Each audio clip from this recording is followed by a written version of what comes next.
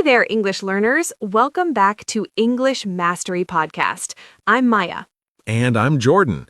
You know what? Today feels special because we're going to tackle something that every single one of you does every single day. Exactly. We're talking about describing your day in English. But here's the twist. We're not just going to give you boring sentences. We're going to show you how to make your daily stories actually interesting. Because let's be honest, when someone asks, "How was your day?" in English, you don't want to just say, "It was good." That's kind of a conversation killer, right? Total conversation killer. So today, we're giving you the tools to turn ordinary moments into engaging English conversations. And trust me, by the end of this episode, you'll never run out of things to say. Before we jump in, quick reminder, we've got a free downloadable worksheet with all of today's phrases, fill in the blank exercises, and even some conversation starters. Links in the description. Grab it, use it, master it. All right, let's start where every day starts, the dreaded morning alarm. Jordan, tell me, what's your morning really like? No sugarcoating. Oh man, brutal honesty. My alarm goes off at 6:15 and I immediately negotiate with myself. Maybe just 10 more minutes won't hurt. Spoiler alert, those 10 minutes turn into 20 and then I'm rushing around like a tornado. See, that's what I'm talking about. You just used so many natural expressions.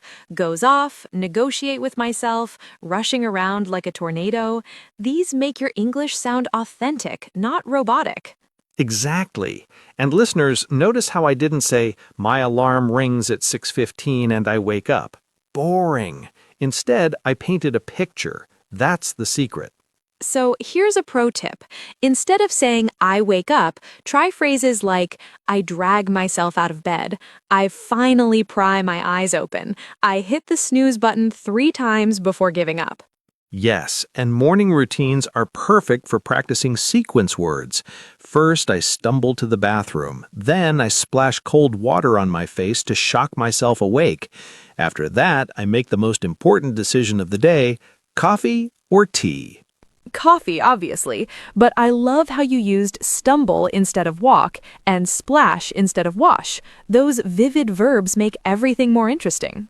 And here's something crucial. Describe the feelings, not just the actions. Don't say, "I drink coffee." Say, "I need my coffee to feel human again," or "That first sip of coffee is pure magic." Absolutely. Now, breakfast time. This is where culture really comes in. Jordan, what's your typical breakfast? I'm a cereal person when I'm lazy, which is most days. But on weekends, I go all out. Scrambled eggs, toast with avocado, maybe some fruit. And I'll admit, I check my phone while eating, which I know I shouldn't do. See, you just made yourself relatable. You didn't pretend to have the perfect morning. You said, I'm lazy most days, and I check my phone.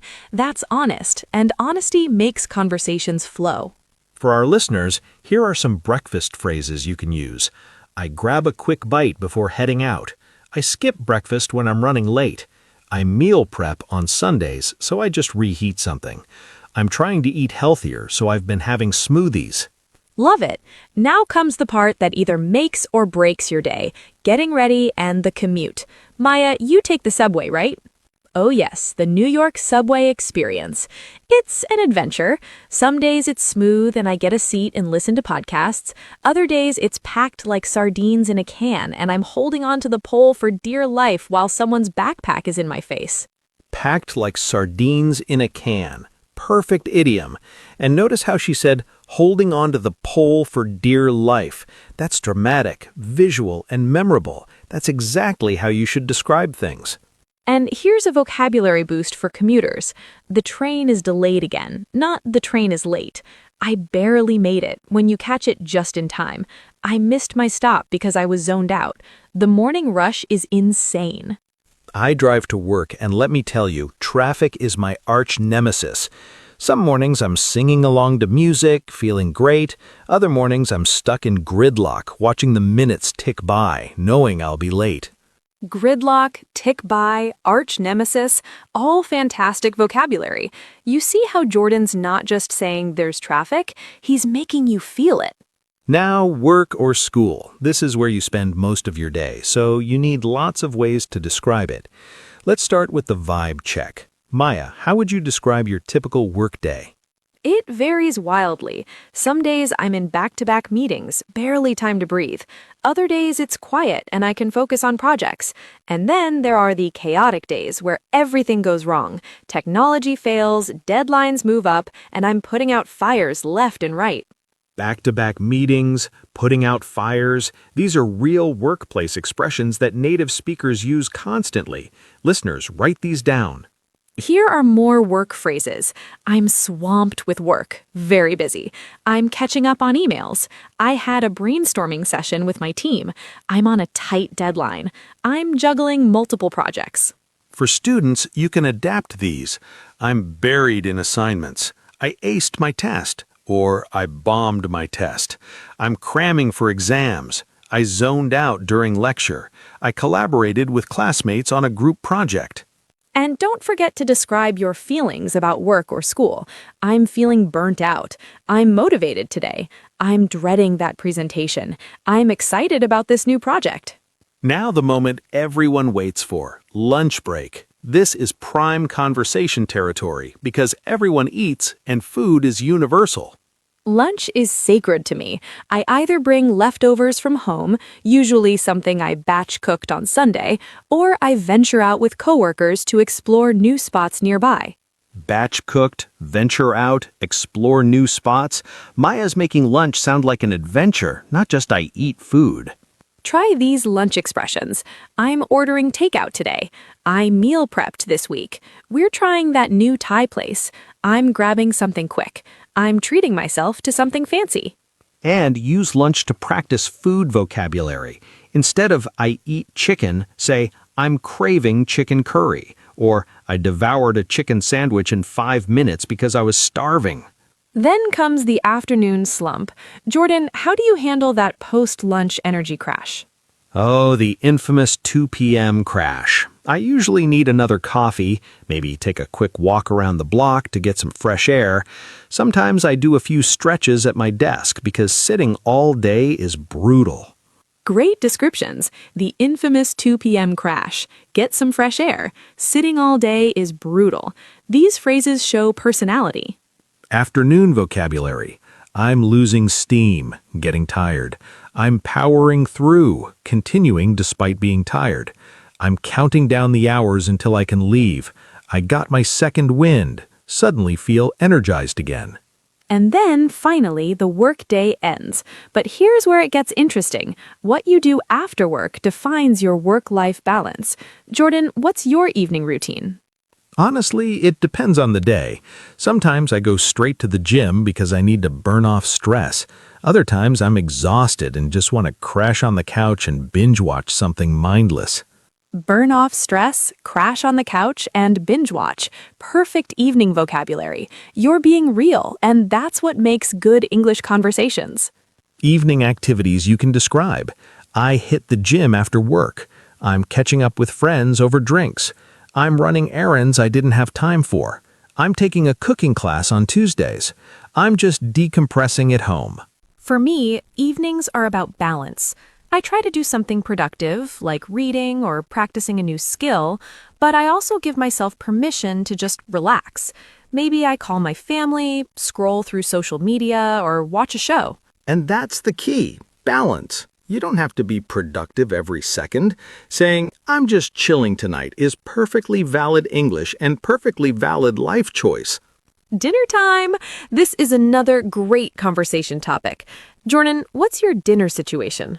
I'm not gonna lie, I'm not a great cook. So I either order delivery, make something simple like pasta, or if I'm feeling ambitious, I follow a recipe video and hope for the best. Sometimes it turns out great. Sometimes, well, let's just say I've ordered pizza as a backup. That's hilarious and relatable. Notice how Jordan admitted he's not a great cook and talked about backup plans. That's authentic storytelling. Dinner phrases. I'm ordering in tonight. I'm whipping up something quick. I'm following a new recipe. Dinner was a disaster, so we got takeout. I'm having dinner with family. And as the night winds down, we get to the final routine, preparing for bed. This is where you can talk about self-care, relaxation, and winding down. For me, it's shower, change into comfortable clothes, maybe watch half an episode of something while I unwind. I try to put my phone away at least 30 minutes before bed, but I'll admit I fail at that more often than I succeed. Again, honesty. I try to, but I fail. That's real life, and it makes for interesting conversations in English. Nighttime vocabulary. I'm winding down for the night. I'm doing my skincare routine. I set my alarm for tomorrow. I'm scrolling through my phone when I should be sleeping. I'm out like a light. Fall asleep immediately. And finally, bedtime. Some people fall asleep in minutes, others toss and turn. Both are valid experiences to describe. I'm a toss and turn person. My mind races with tomorrow's to-do list. I've started keeping a journal by my bed to dump all those thoughts so I can actually sleep. That's a great tip and great vocabulary. Toss and turn, mind races, dump those thoughts. See how much more interesting that is than I go to sleep at 11? So here's your homework, listeners. Tomorrow, try describing your actual day using the phrases we talked about. Don't make it perfect, make it real. Talk about the coffee you spilled, the meeting that dragged on forever, the friend who made you laugh. Because here's the truth. Perfect English isn't the goal. Expressive, authentic English is the goal. And you get there by practicing with your real life. We've packed today's episode with vocabulary, idioms, and expressions. But remember, you don't need to use them all at once. Pick 3 or 4 that resonate with you and start using them this week. And don't forget to download our free worksheet. It has all of today's phrases organized by time of day, plus practice exercises and conversation prompts. Before we wrap up, let's do a quick challenge. Maya, describe your perfect day in English in 30 seconds. Go! Okay, my perfect day starts with sleeping in until 9, no alarm. I make a leisurely breakfast, maybe pancakes with fresh berries. I spend the morning reading in a cozy cafe, then meet friends for lunch at a new restaurant. Afternoon is for exploring, maybe a museum or just wandering through the city. Evening is a homemade dinner with good wine, then a movie night. I fall asleep feeling grateful and content. Beautiful! See how she used descriptive words like leisurely, cozy, wandering, and content? That's how you paint a picture with English. Your turn, listeners. Try describing your perfect day, your actual day, or even your worst day. All of it is practice. Remember, every conversation in English is an opportunity to improve. The grocery store checkout, the coffee shop order, the quick chat with a neighbor, they all count. So keep practicing, keep speaking, and most importantly, keep it real. Your unique experiences are what make your English interesting. That's all for today's episode of English Mastery Podcast. If you enjoyed this, subscribe, share it with a fellow learner, and leave us a comment about how your day went today. In English, of course. Until next time, keep learning, keep growing, and remember, your English journey is uniquely yours. See you next time.